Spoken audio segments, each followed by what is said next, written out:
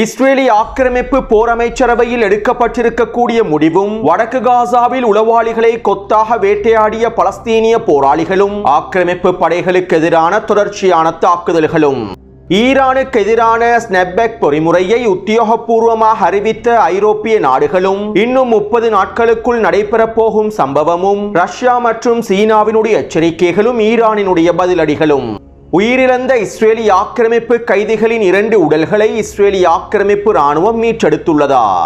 ஈரானை விட்டு அவசரமாக வெளியேறுமாறு உச்செச்சரிக்கைகளை வெளியிட்டிருக்கக்கூடிய ஐரோப்பிய நாடுகளும் பாரசீக வளைகுடா பிரதேசத்திலே அதிரடியாக ட்ரோன்களை களமிறக்கிய ஈரானின் வான்படையினரும் யமன் ஹவுதி ராணுவத்திற்கு எதிரான ஆபரேஷன் லக்கி டிராப்பும் யமன் ஹவுதி ராணுவத்தின் பதிலடிகளும் லெபனான் அரச இராணுவ தலைமை அதிகாரியினுடைய விசேட அறிவிப்பும் ஹிஸ்புல்லாவுக்கு எதிரான பிளான் பி திட்டமும்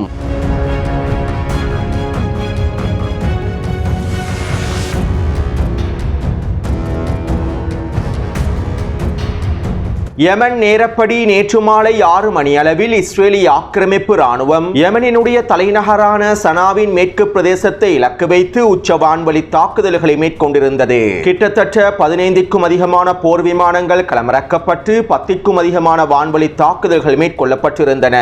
சனாவின் மேற்கு பிரதேசத்திலே இருக்கக்கூடிய ஒரே புள்ளியை இலக்கு வைத்து இந்த 10க்கும் அதிகமான தாக்குதல்கள் மேற்கொள்ளப்பட்டிருந்தன. அதாவது யமன் ஹவுதிகளின் தலைமைகளை இலக்கு வைத்து இஸ்ரேலிய ஆக்கிரமிப்பு இந்த தாக்குதல்களை மேற்கொண்டுள்ளது. யமன் அன்சாருல்லாவினுடைய பாதுகாப்பு அமைச்சரும் உள்துறை அமைச்சரும் மற்றும் பிரதமர் அஹமத் கலாபல் ராஹவி அவர்களும் சனாவின் மேற்கு பிரதேசத்தில் இருக்கக்கூடிய கட்டிடம் ஒன்றில் இருப்பதாகவும் யமன் அன்சாருல்லாவினுடைய புரட்சி தலைவர் அப்துல் மலிக் அவர்களுடைய உரை தொடர்பான கலந்துரையாடல்களை மேற்கொள்வதற்காகவே இவர்கள் அனைவரும் ஒன்று கூடி இருப்பதாகவும் இவ்வாறு இவர்கள் அனைவரும் குறித்த கட்டிடத்திலே ஒன்று கூடுவது தொடர்பான உளவு தகவல்கள் 24 மணித்தியாலங்களுக்கு முன்பே இஸ்ரேலிய உளவுத்துறையினருக்கு கிடைக்க பெற்றிருப்பதாகவும் இந்த உளவு தகவல்களுக்கு அமைவாகவே இஸ்ரேல் அவசரமாக இந்த வான்வழி தாக்குதல்களை மேற்கொண்டிருப்பதாகவும் இஸ்ரேலிய ஆக்கிரமிப்பின் காணூடகம் தெரிவித்துள்ளது. மேலும் யமன் அன்சாருல்லாவினுடைய இந்த தலைமைகள் குறித்த பிரதேசத்திலே ஒன்று கூடுவது தொடர்பாக கிடைக்கப்பெற்றிருக்கக்கூடிய உளவு தகவல்களுக்கு அமைவாகவே இஸ்ரேலிய ராணுவம் யமன் ஹவுதிகளுடைய தலைமைகளுக்கு எதிரான ஆபரேஷன் லக்கி டிராப் தாக்குதல்களையும் தயார் செய்திருப்பதாகவும் குறித்த ஊடகமானது சுட்டிக்காட்டியுள்ளது. அத்தோடு இஸ்ரேலிய ஆக்கிரமிப்பின் இந்த தாக்குதல்களில் யமன் அன்சாருல்லாவினுடைய பிரதமர் அஹமத் கலாபல் ராஹவி அவர்கள் படுகொலை செய்யப்பட்டிருப்பதாகவும் இஸ்ரேலிய ஆக்கிரமிப்பு ஊடகங்கள் அறிவித்துள்ளன. கடந்த மாதம் இஸ்ரேலிய ஆக்கிரமிப்பு யமனினுடைய தெற்கு பிரதேசத்தில் இருக்கக்கூடிய சவுதி அரேபியாவின் கூலிப்படைகளோடும் ஐக்கிய அரபு அமீரகத்தினுடைய கூட்டுப்படைகளோடும் ரகசியமான கலந்துரையாடல்களை மேற்கொண்டிருந்தது. இதன்போது யமன் ஹவுதிகளுடைய தலைமைகள் தொடர்பான உளவு தகவல்களை நாங்கள் பெற்றுத் தருகின்றோம் என்றும் யமன் ஹவுதிகளுடைய தலைமைகளை படுகொலை செய்வதற்கான தாக்குதல்களை இஸ்ரேல் மேற்கொள்ள வேண்டும் என்றும் சவுதி அரேபியாவினுடைய கூலிப்படைகளும் ஐக்கிய அரபு அமீரகத்தின் கூட்டுப்படைகளும் கோரிக்கைகளையும் முன்வைத்திருந்தன. இவ்வாறு யமன் ஹவுதிகளுடைய தலைமைகள் படுகொலை செய்யப்பட்டால் அதற்கு பின்பு யமன் ஹவுதிகளுக்கு எதிரான தரைவழி தாக்குதல்களை ஆரம்பிப்பதற்கும் சவுதி அரேபியாவும் ஐக்கிய அரபு அமீரகமும் திட்டங்களை வகுத்திருந்தன. இவை தொடர்பாக கடந்த மாதமே நான் காணொளிகளில் தெளிவாக குறிப்பிட்டிருந்தேன். எனவே இதற்கமைவாகவே தற்போது யமனினுடைய தெற்கு பிரதேசத்தில் இருக்கக்கூடிய சவுதி அரேபியாவின் கூலிப்படைகளும் ஐக்கிய அரபு அமீரகத்தினுடைய கூட்டுப்படைகளும் யமன் ஹவுதி தலைமைகள் தொடர்பான உளவு தகவல்களை இஸ்ரேலிய ஆக்கிரமிப்பு ராணுவத்திற்கு வழங்கியுள்ளார்கள். அதே நேரம் இந்த உளவு தகவல்கள் தொடர்பாக இஸ்ரேலிய ஆக்கிரமிப்பு ராணுவ ஆய்வாளர் அவி இவ்வாறு தெரிவித்துள்ளார். யமன் ஹவுதி தலைமைகள் தொடர்பான உளவு தகவல்களை இலகுவாக பெற்றுக் கொள்ள முடியாது. தெற்கு பிரதேசத்தில் இருக்கக்கூடிய கூட்டுப்படைகளின் மூலமாகவும் இந்த தகவல்களை இலகுவாக பெற்றுக் கொள்ள முடியாது. ஏனென்றால் யமன் ஹவுதிகளின் பாதுகாப்பு எப்போதும் உச்சளவிலேயே பேணப்படுகின்றது. இதனால் யமன் ஹவுதிகளுடைய தலைமைகள் தொடர்பாக கிடைக்கப்பெற்றிருக்கக்கூடிய உளவு தகவல்கள் 100% சரியான உளவு தகவல்களாக இருப்பதற்கான வாய்ப்புகள் குறைவாகவே இருக்கின்றன. இப்படியான நிலைமையில் இஸ்ரேலிய ராணுவத்தினால் மேற்கொள்ளப்பட்டிருக்கக்கூடிய இந்த தாக்குதல்கள் முழுமையாக வெற்றியடைவதற்கான வாய்ப்புகளும் குறைவாகவே இருப்பதாக இஸ்ரேலிய ஆக்கிரமிப்பின் இராணுவ ஆய்வாளர் அவி தெரிவித்துள்ளார். அடுத்து யமன் ஹவுதிகளுடைய மூத்த அதிகாரி நசீர் அல்-தீன் அமீர் அவர்கள் இவ்வாறு தெரிவித்துள்ளார். யமன் தலைமைகளை படுகொலை செய்திருப்பதாக இஸ்ரேலிய ஆக்கிரமிப்பு வெளியிட்டிருக்கக்கூடிய அறிக்கைகளை நாங்கள் முழுமையாக நிராகரிக்கின்றோம். இஸ்ரேலிய ஆக்கிரமிப்பின் வான்வழி தாக்குதல்கள் யமன் பொதுமக்களை இலக்கு வைத்தே மேற்கொள்ளப்பட்டுள்ளன. காசாவுக்கான எங்களுடைய ஆதரவை சிதைப்பதற்காகவே இஸ்ரேலிய ஆக்கிரமிப்பு இவ்வாறு பொதுமக்களை இலக்கு வைத்து உச்ச வான்வழி தாக்குதல்களை மேற்கொண்டுள்ளது. மேலும் இஸ்ரேலிய ஆக்கிரமிப்பின் இந்த தாக்குதல்கள் ஒரு பொழுதும் வெற்றி அளிக்கப் போவதில்லை. நாங்கள் காசாவுக்கு ஆதரவான எங்களுடைய நடவடிக்கைகளை தொடர்ச்சியாக மேற்கொள்வோம் என்றும் அவர் தெரிவித்துள்ளார். இதேபோன்று யமன் அன்சாருல்லாஹ்வினுடைய அரசியல் பணியகத்தின் தலைவர் மஹதி அல் மஷாத் அவர்கள் இவ்வாறு தெரிவித்துள்ளார். இஸ்ரேலி ஆக்கிரமிப்பின் வான்வழி தாக்குதல்கள் தோல்வியடைந்துள்ளன. மேலும் ஆக்கிரமிப்பின் தாக்குதல்கள் யமன் மண்ணிலே தொடர்ச்சியாக தோல்வியடையும். எங்களுடைய நீண்ட கையானது அவர்களுக்கு தேவையான பாடத்தினை நிச்சயமாக கற்பிக்கும். நாங்கள் நெட்டன்யாஹுவுக்கு ஒரு விடயத்தினை சொல்கின்றோம். உங்களுடைய வான்வழி தாக்குதல்கள் யமன் மண்ணிலே பிறந்திருக்கக்கூடிய ஒரு சிறிய குழந்தையின் தலைமுடியை கூட அசைக்காது. உங்களுடைய தாக்குதல்களினால் எங்களுடைய குழந்தைகளின் தலைமுடியை கூட அசைக்க முடியாது. மேலும் நாங்கள் அனைத்திற்கும் தயாராகவே இருக்கின்றோம் என அவர் தெரிவித்துள்ளார். எனவே யமன் ஹவுதி இராணுவத்தின் தலைமைகளை இலக்கு வைத்து இஸ்ரேலி ஆக்கிரமிப்பு மேற்கொண்டிருக்கக்கூடிய படுகொலை தாக்குதல்கள் தோல்வியடைந்துள்ளன என்பதனையும் எங்களுக்கு தெளிவாக புரிந்து கொள்ளலாம். அத்தோடு யமன் ஹவுதி இராணுவத்தினர் சவுதி அரேபியாவுக்கும் ஐக்கிய அரபு அமீரகத்திற்கும் விசேட எச்சரிக்கைகளை வெளியிட்டுள்ளார்கள். எங்களுடைய தலைமைகளை படுகொலை செய்துவிட்டு எங்களுக்கு எதிராக தரைவழி தாக்குதல்களை மேற்கொள்வதற்கு நீங்கள் திட்டமிட வேண்டாம். உங்களுடைய அனைத்து செயற்பாடுகளையும் நாங்கள் முழுமையாக கண்காணித்துக் கொண்டிருக்கின்றோம். உங்களுடைய சதி திட்டங்கள் அனைத்தையும் குழி தோண்டி புதைப்பதற்கு நாங்கள் முழுமையாக தயாராகவே இருக்கின்றோம் என யமன் ஹவுதிகளுடைய தலைமைகள் எச்சரிக்கைகளை வெளியிட்டுள்ளார்கள். அது மட்டுமல்லாமல் யமன் ஹவுதி இராணுவத்தினர் விசேட காணொலி ஒன்றையும் வெளியிட்டிருந்தார்கள். யமனினுடைய வடக்கு பிரதேசத்திலே சவுதி அரேபியாவுடைய போர் வாகனங்களையும் சவுதி அரேபியாவின் படைகளையும் இலக்கு வைத்து யமன் ஹவுதிகள் மேற்கொள்ளக்கூடிய தாக்குதல்கள் தொடர்பான காணொலி ஒன்றினை வெளியிட்டிருந்தார்கள். இந்த காணொலியில் சவுதி அரேபியாவின் போர் வாகனங்களும் சவுதி அரேபியாவின் படைகளும் கொத்து கொத்தாக வேட்டையாடப்பட்டிருந்தன. மேலும் இந்த காணொலியின் மூலமாக யமன் ஹவுதி இராணுவத்தினர் சவுதி அரேபியாவின் படைகளுக்கும் அமீரகத்தினுடைய படைகளுக்கும் எச்சரிக்கைகளை வெளியிட்டுள்ளார்கள். அடுத்து லெபனானிய பாராளுமன்ற சபாநாயகர் நஹ்பி பெர்ரி அவர்கள் இவ்வாறு தெரிவித்துள்ளார். அமெரிக்க தூதர் டொம் பெராக்கினுடைய முன்மொழிவானது மே 17 முன்வைக்கப்பட்டிருக்கக்கூடிய முன்மொழிவை விட ஆபத்தானதாகும். இஸ்ரேலி ஆக்கிரமிப்புடனான யுத்த நிறுத்தத்தை ஏற்படுத்தக்கூடிய முன்னைய ஒப்பந்தங்களை விட இது மிகவும் ஆபத்தானதாகும். உண்மையில் நாம் இஸ்ரேலி ஆக்கிரமிப்புடனான யுத்த நிறுத்தத்தினை ஏற்படுத்தக்கூடிய ஒப்பந்தத்தினால் அதிக விலையை செலுத்திவிட்டோம். ஆனால் இதற்கு பிறகு நாங்கள் எந்த விலையையும் செலுத்துவதற்கு விரும்பவில்லை. அமெரிக்க தூதர் டொம் பெராக் இஸ்ரேலுக்கு சென்றார். லெபனானுக்கு எதிரான தாக்குதல்களை நிறுத்துவதற்கான உத்தரவாதங்களை இஸ்ரேலி ஆக்கிரமிப்பிடமிருந்து பெறப்போவதாக தெரிவித்தார். ஆனால் அவர் வெறும் கையோடு மீண்டும் திரும்பினார். இதற்கு அர்த்தம் லெபனானுக்கும் இஸ்ரேலி ஆக்கிரமிப்புக்கும் இடையிலான போர் நிறுத்த ஒப்பந்தமானது முடிவடைந்து விட்டது என்பதே. லெபனானுக்கு எதிரான தாக்குதல்களை நிறுத்துவதற்கான எந்த விதமான உத்தரவாதத்தையும் இஸ்ரேலி ஆக்கிரமிப்பு வழங்கவில்லை. டொம் பெராக்கினுடைய முன்மொழிவிலே அமெரிக்கா எங்களுக்கு உத்தரவாதத்தினை வழங்குவதாக தெரிவிக்கின்றது. ஆனால் ஒரு பொழுதும் அமெரிக்கா எங்களுக்கான உத்தரவாதத்தினை வழங்க போவதில்லை. அமெரிக்காவின் உத்தரவாதத்தினை நான் ஒரு பொழுதும் ஏற்றுக்கொள்ளப் போவதும் இல்லை, நம்ப போவதும் இல்லை. மேலும் எந்த விதமான உத்தரவாதமும் இல்லாத இந்த முன்மொழிவுகளின் மூலமாக எதனையும் சாதிக்க முடியாது என லெபனானிய பாராளுமன்ற சபாநாயகர் நஹ்பி பெர்ரி அவர்கள் தெரிவித்துள்ளார். அதே போன்று ஹிஸ்புல்லா இராணுவத்தையும் அமல் இராணுவத்தையும் நாங்கள் ஒரு பொழுதும் நிராயுதபாணியாக்குவதற்கு விட மாட்டோம் என உறுதியான நிலைப்பாட்டிலேயே லெபனான் சபாநாயகரும் இருக்கின்றார். மேலும் லெபனான் சபாநாயகர் நஹ்பி பெர்ரி அவர்களும் ஹிஸ்புல்லா இராணுவத்தினுடைய தலைமைகளும் லெபனான் அரசு இராணுவத்தினுடைய தலைமைகளோடு தொடர்ச்சியான ரகசியமான கலந்துரையாடல்களை மேற்கொண்டு வருவதாகவும் தெரிவிக்கப்படுகின்றது. அதாவது லெபனான் அரசு இராணுவத்தினை வைத்தே ஹிஸ்புல்லா இராணுவத்தினரும் லெபனானிய பாராளுமன்ற சபாநாயகரும் தந்திரமாக காய்களை நகர்த்தி வருகின்றார்கள். இப்படியான நிலைமையில் நேற்றிரவு லெபனான் அரசு இராணுவத்தினுடைய தலைமை அதிகாரி ரொடல்ஃப் ஹேக்கல் அவர்கள் லெபனானிய ஜனாதிபதிக்கும் பிரதமருக்கும் செய்தி ஒன்றை அனுப்பியுள்ளார். நாங்கள் ஒரு பொழுதும் ரத்தம் சிந்த மாட்டோம். லெபனானிய இராணுவம் ஒரு பொழுதும் ரத்தம் சிந்தாது.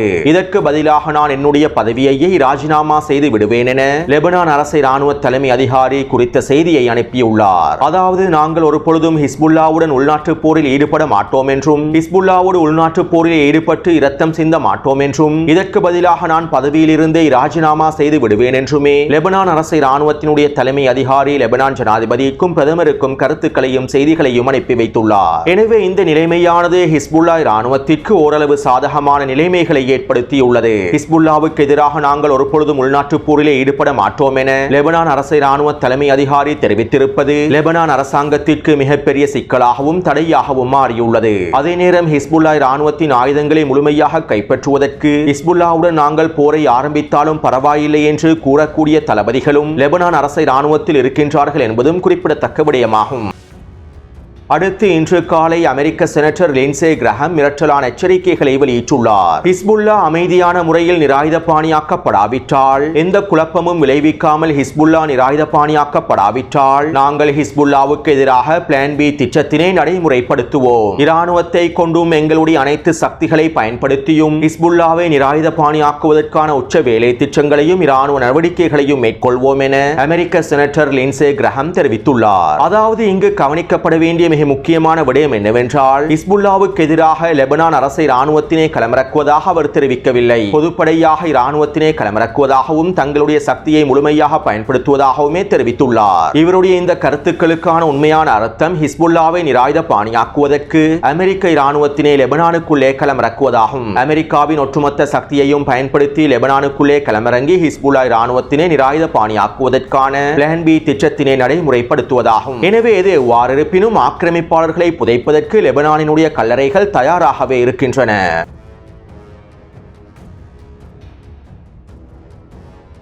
ஈரான் தொடர்பான உளவு தகவல்களை பெற்றுக் கொள்வதற்காகவும் ஈரானிய வான்படை மற்றும் வான் பாதுகாப்பு படையினை தொடர்ச்சியாக கண்காணிப்பதற்காகவும் அமெரிக்கா பாரசீக வளைகுடா பிரதேசத்திலே தொடர்ச்சியாக MQ-9 4C ட்ரோன்களை களமிறக்கி வருகின்றது. கடந்த வாரம் ஈரானின் மேற்கு பிரதேசத்திலே பயிற்சிகள் ஆரம்பிக்கப்பட்டதிலிருந்து, சோதனைகள் மேற்கொள்ளப்பட்டதிலிருந்து பஹ்ரைன் மற்றும் ஐக்கிய அரபு அமீரகத்தில் இருக்கக்கூடிய அமெரிக்க இராணுவ கட்டளை தளத்தின் மூலமாக அதிகளவான MQ-4C9 ட்ரோன்கள் களமிறக்கப்பட்டு இவ்வாறான வேலை திட்டங்கள் முன்னெடுக்கப்பட்டு வருகின்றன. இப்படியான நிலைமையில் தற்போது ஈரானும் பாரசீக வளைகுடா பிரதேசத்திலே அதனுடைய உளவு ட்ரோன்களையும் களமிறக்கியுள்ளன. பஹ்ரைன், கத்தார் மற்றும் ஐக்கிய அரபு அமீரகத்திலே இருக்கக்கூடிய அமெரிக்க இராணுவ தளங்களை நோட்டமிடுவதற்காகவும் பாரசீக வளைகுடா பிரதேசத்திலே அமெரிக்காவின் செயற்பாடுகளை கண்காணிப்பதற்காகவுமே ஈரான் இவ்வாறான ட்ரோன்களை களமிறக்கி இருப்பதாகவும் தெரிவிக்கப்படுகின்றது. அது மட்டுமல்லாமல் ஈரானினுடைய ஆயுதப்படைகளும் வான் பாதுகாப்பு படையினரும் எப்போதும் உச்செச்சரிக்கையிலேயே வைக்கப்பட்டுள்ளார்கள் என்றும் தெரிவிக்கப்படுகின்றது. அடுத்து நேற்றிரவு பிரான்ஸ், பிரித்தானியா மற்றும் ஜெர்மனி ஆகிய நாடுகள் ஐநாவின் பாதுகாப்பு சபைக்கு உத்தியோகபூர்வமான கடிதம் ஒன்றை அனுப்பியிருந்தார்கள். அணுசக்தி திட்டம் தொடர்பான எந்தவிதமான நிபந்தனைகளையும் ஈரான் முழுமையாக கடைபிடிக்கவில்லை. இதனால் நாங்கள் ஈரானுக்கு எதிராக ஸ்னெப்பெக் பொறிமுறையை ஆரம்பிக்கின்றோம் என இந்த 3 ஐரோப்பிய நாடுகளும் ஐநாவின் பாதுகாப்பு சபைக்கு உத்தியோகபூர்வமான கடிதத்தினை அனுப்பி வைத்துள்ளார்கள். ஸ்னெப்பெக் பொறிமுறை என்றால் என்ன? இந்த ஸ்னெப்பெக் பொறிமுறையானது எவ்வாறு செயற்படுகின்றது என்பது தொடர்பாக முன்னைய காணொளிகளில் தெளிவாக குறிப்பிட்டுள்ளேன். எனவே தற்போது இந்த உத்தியோகபூர்வமான கடிதமானது ஐநாவின் பாதுகாப்பு சபைக்கு அனுப்பி வைக்கப்பட்டிருப்பதனால் இன்றைய தினத்திலிருந்து ஈரானுக்கு எதிரான ஸ்னெப்பெக் பொறிமுறையானது செயற்படுத்தப்படுகின்றது. இதற்கமைவாக இன்னும் 30 நாட்களுக்கு ஈரானுக்கான காலக்கெடு விதிக்கப்பட்டு இந்த ஸ்னெப்பெக் பொறிமுறை தொடர்பான விவாதங்களும் வேலை திட்டங்களும் முன்னெடுக்கப்படும். மேலும் 30 நாட்களுக்கு பிறகு ஈரானுக்கு எதிரான உச்ச பொருளாதார தடைகள் விதிக்கப்படும். அதாவது வருகின்ற செப்டம்பர் மாதம் 28ஆம் தேதி ஈரானுக்கு எதிரான உச்ச பொருளாதார தடைகள் விதிக்கப்படும். அத்தோடு இந்த 30 நாட்களுக்குள் பிரான்சும், பிரித்தானியாவும், ஜெர்மனியும் ஒன்றிணைந்து ஒரு புதிய முன்மொழிவு ஒன்றையும் ஈரானுக்கு முன்வைக்கப் போகின்றன. யுரேனியம் செறிவூட்டலை ஈரான் முழுமையாக பூஜ்ஜியமாக்குவது தொடர்பாகவும், அமெரிக்காவுடன் பேச்சுவார்த்தைகளை ஆரம்பிப்பது தொடர்பாகவும், அணுசக்தி வேலை திட்டங்களை முழுமையாக முடக்குவது தொடர்பாகவுமே இந்த முன்மொழிவில் நிபந்தனைகளாக முன்வைக்கப்படும் என்றும் தெரிவிக்கப்படுகின்றது. மேலும் இந்த நிபந்தனைகளுக்கு ஈரான் முழுமையாக கட்டுப்படுமாக இருந்தால் ஈரானுக்கு எதிரான ஸ்னெப்பெக் பொறிமுறையை நிறுத்துவதற்கான உத்தரவுகளையும் இந்த 3 ஐரோப்பிய நாடுகள் வழங்கும் என்றும் குறிப்பிட்டுள்ளன. அத்தோடு இந்த 3 ஐரோப்பிய நாடுகளின் முடிவுகளையும் அமெரிக்காவும் இஸ்ரேலிய ஆக்கிரமிப்பும் வரவேற்றுள்ளன.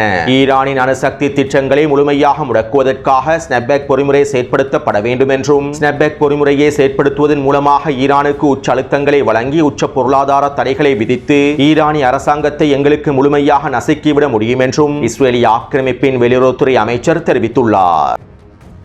அத்தோடு இந்த ஐரோப்பிய நாடுகளின் அறிவிப்பு தொடர்பாக ஈரானினுடைய வெளியுறவுத்துறை அமைச்சகம் இவ்வாறு தெரிவித்துள்ளது. ஐரோப்பிய நாடுகளின் இந்த அறிவிப்பானது பூஜ்ய வெற்றிடமாகும். இந்த அறிவிப்பானது சட்டத்திட்டங்களுக்கு விரோதமானதாகும். ஐநா பாதுகாப்பு சபை தீர்மானமான 2231 தீர்மானத்தை மீறக்கூடிய வகையிலேயே இந்த 3 ஐரோப்பிய நாடுகளும் அறிவிப்புகளை வெளியிட்டுள்ளன.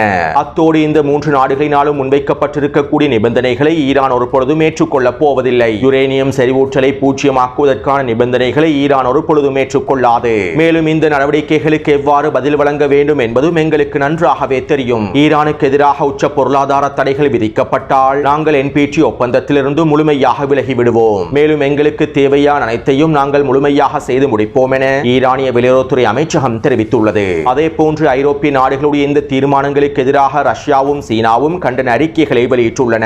மேலும் இந்த ஐரோப்பிய நாடுகளின் தீர்மானத்தினை முறியடிக்கக்கூடிய அனைத்து வேலை திட்டங்களையும் ஐநாவின் பாதுகாப்பு சபையில் முன்வைக்கப் போவதாகவும் இந்த வேலை திட்டத்தினை நாங்கள் தோல்வியடைய செய்வோம் என்றும் ரஷ்யாவுடைய வெளியுறவுத்துறை அமைச்சகமும் சீனாவினுடைய வெளியுறவுத்துறை அமைச்சகமும் அறிக்கைகளை வெளியிட்டுள்ளன. அத்தோடு ஜெர்மனி அரசாங்கம் ஈரானுக்குள்ளே இருக்கக்கூடிய அவர்களுடைய குடிமக்களை முழுமையாக வெளியேறுமாறு கட்டளையிட்டுள்ளது. இதற்கு பிறகு யாரும் ஈரானுக்கு விஜயம் செய்யக்கூடாது, ஈரானில் இருக்கக்கூடிய எங்களுடைய மக்கள் முழுமையாக வெளியேறிவிட வேண்டும் என ஜெர்மனி அரசாங்கம் எச்சரிக்கைகளை பிறப்பித்துள்ளது. இதைத் தொடர்ந்து பிரான்ஸ் மற்றும் பிரித்தானியாவும் எச்சரிக்கைகளை பிறப்பித்திருப்பதாகவும் ஈரானுக்குள்ளே இருக்கக்கூடிய ஐரோப்பியர்களை அவசரமாக வெளியேறுமாறும் கட்டளையிட்டுள்ளன.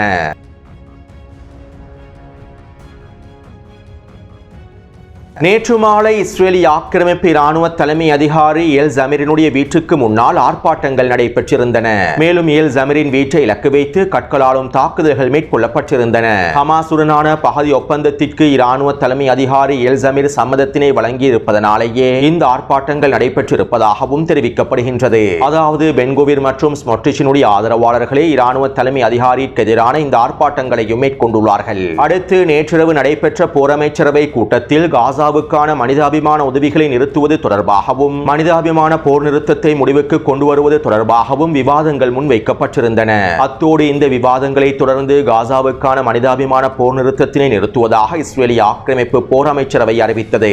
அதாவது கடந்த மாதம் காசாவிலே மனிதாபிமான போர் நிறுத்தம் அமுல்படுத்தப்பட்டது. காலை 10 மணியிலிருந்து இரவு 8 மணி வரையில் மனிதாபிமான உதவிகளை வழங்குவதற்காக போர் நிறுத்தம் அறிவிக்கப்பட்டிருந்தது. இதற்கமைவாகவே காசாவிற்குள் சிறு தொகையான உணவுப் பொருட்களை உள்ளடக்கிய வண்டிகளும் அனுமதிக்கப்பட்டிருந்தன. எனவே தற்போது காசா சிட்டியை கைப்பற்றுவதற்கான தாக்குதல்களை ஆரம்பிப்பதற்காகவே இந்த மனிதாபிமான போர் நிறுத்தத்தினை முழுமையாக நிறுத்துவதாக இஸ்ரேலிய ஆக்கிரமிப்பு போர் அமைச்சரவை தெரிவித்துள்ளது. இதற்கமைவாக இன்று காலை 10 மணியிலிருந்து மனிதாபிமான போர் நிறுத்தம் நிறைவடைந்திருப்பதாகவும் தெரிவிக்கப்படுகின்றது. மேலும் இன்றைய தினத்திலிருந்து காசா சிட்டியானது மிகப்பெரிய போர் மண்டலமாகவே இருக்கும் என்றும் இஸ்ரேலிய ஆக்கிரமிப்பு ராணுவம் அறிவித்துள்ளது. அத்தோடு இதற்கமைவாக இன்று காலையிலிருந்து இஸ்ரேலிய ஆக்கிரமிப்பு வடக்கு காசாவிலே உச்சவான்வழி தாக்குதல்களை மேற்கொண்டு வருகின்றது. இந்த உச்ச வான்வழி தாக்குதல்களினால் தற்போது வரை 80க்கும் அதிகமான பலஸ்தீனிய மக்கள் இனப்படுகொலை செய்யப்பட்டுள்ளார்கள். அடுத்து இஸ்ரேலிய ஆக்கிரமிப்பு ராணுவமும் ஷின்பெட் உளவு பிரிவும் கான்யூனிஸின் கிழக்கு பிரதேசத்திலே விசேட ராணுவ நடவடிக்கை ஒன்றை மேற்கொண்டுள்ளன. குறித்த பிரதேசத்திலே 2 இஸ்ரேலிய கைதிகளுடைய உடல்கள் இருப்பதாக கிடைக்கப்பெற்றிருக்கக்கூடிய உளவு தகவல்களுக்கு அமைவாகவே இந்த விசேட ராணுவ நடவடிக்கைகள் மேற்கொள்ளப்பட்டுள்ளன. இதற்கமைவாக கான்யூனிஸின் கிழக்கு பிரதேசத்தில் இருக்கக்கூடிய குடியிருப்பு கட்டிடம் ஒன்றிலிருந்து உயிரிழந்த 2 இஸ்ரேலிய கைதிகளின் உடல்களை இஸ்ரேலிய ஆக்கிரமிப்பு ராணுவம் மீட்டெடுத்துள்ளது. மேலும் இவர்கள் தொடர்பான மேலதிக தகவல்களை இனி வரக்கூடிய நாட்களில் வெளியிடுவதாகவும் தெரிவித்துள்ளது. அடுத்து பலஸ்தீனிய போராளிகள் வடக்கு காசாவின் சுஜையா கிழக்கு பிரதேசத்தில் இருக்கக்கூடிய மிக முக்கியமான 4 உளவாளிகளை கொத்தாக வேட்டையாடியுள்ளார்கள். இந்த உளவாளிகள் ஜெய்தூனின் தெற்கு பிரதேசத்தில் இருக்கக்கூடிய ராமி ஹில்ஸினுடைய குடும்பத்தை சேர்ந்தவர்கள் என்றும் காசா சிட்டி தொடர்பான உளவு தகவல்களை இவர்கள் இஸ்ரேலிய ஆக்கிரமிப்பு ராணுவத்திற்கு வழங்கி இருப்பதாகவும் இதனாலேயே இவர்களை மொத்தமாக அளித்திருப்பதாகவும் தெரிவிக்கப்படுகின்றது. அடுத்து பலஸ்தீனிய போராளிகள் ஆக்கிரமிப்பு ராணுவத்திற்கு எதிராகவும் தாக்குதல்களை மேற்கொண்டு வருகின்றார்கள். இதற்கமைவாக வடக்கு காசாவின் ஜெய்தூன் கிழக்கு பிரதேசத்தில் ஒமர் அல் காசிம் படையினர் இஸ்ரேலிய ஆக்கிரமிப்பின் 2 ட்ரோன்களை கைப்பற்றியுள்ளார்கள். மேலும் குறித்த பிரதேசத்திலே நிலை கொண்டிருக்கக்கூடிய சிப்பாய்களை சுற்றி வளைத்து மோட்டார் குண்டு தாக்குதல்களை மேற்கொண்டுள்ளார்கள். இதன்போது குறித்த பகுதியில் நிலைநிறுத்தப்பட்டிருக்கக்கூடிய ஒரு ஜீப் வண்டி முழுமையாக அளிக்கப்பட்டிருப்பதாகவும் இதில் இருக்கக்கூடிய 2 சிப்பாய்களும் அளிக்கப்பட்டிருப்பதாகவும் தெரிவிக்கப்படுகின்றது. அதே போன்று நேற்றிரவு ஜெய்தூனின் தெற்கு பிரதேசத்திலே பலஸ்தீனிய போராளிகள் சிக்கலான தாக்குதல் ஒன்றை மேற்கொண்டிருப்பதாக தெரிவிக்கப்படுகின்றது. அதாவது குறித்த பிரதேசத்திலே 3 வீடுகளுக்குள் இருக்கக்கூடிய சிப்பாய்களை சுற்றி வளைத்து பலஸ்தீனிய போராளிகள் நேரடியான துப்பாக்கிச்சூடு தாக்குதல்களையும் RPG ஏவுகணை தாக்குதல்களையும் மேற்கொண்டுள்ளார்கள். இந்த தாக்குதலிலே கிட்டத்தட்ட 15க்கும் அதிகமான சிப்பாய்கள் அளிக்கப்பட்டிருப்பதாகவும் இவர்களை அள்ளிச் செல்வதற்காக 4க்கும் அதிகமான ஹெலிகாப்டர்கள் களமிறங்கி இருந்ததாகவும் தெரிவிக்கப்படுகின்றது. அதே நேரம் குறித்த தாக்குதல்கள் தொடர்பான உத்தியோகபூர்வமான தகவல்களை இன்னும் பலஸ்தீனிய போராளிகள் வெளியிடவில்லை. அடுத்து அல்-அக்ஸா படையினர் ஜபலியாவின் கிழக்கு பிரதேசத்திலே நிலை கொண்டிருக்கக்கூடிய 2 ட்ரூப்ஸ் கேரியர் வாகனங்களை சயிர் வெடிகுண்டை பயன்படுத்தி வெடிக்கச் செய்துள்ளார்கள். எனவே கடந்த 24 மணித்தியாலங்களுக்குள் கிடைக்கப்பெற்றிருக்கக்கூடிய தகவல்களுக்கு அமைவாக 2 ட்ரூப்ஸ் கேரியர் வாகனங்களும் 2 ட்ரோன்களும் ஒரு ஜீப் வண்டியும் 20க்கும் அதிகமான சிப்பாய்களும் அளிக்கப்பட்டுள்ளன. அத்தோடு இந்த காணொளி தொடர்பான கருத்துக்களை பதிவிடுங்கள். தொடர்ந்தும் என்னுடன் இணைந்திருங்கள். நன்றி, வணக்கம்.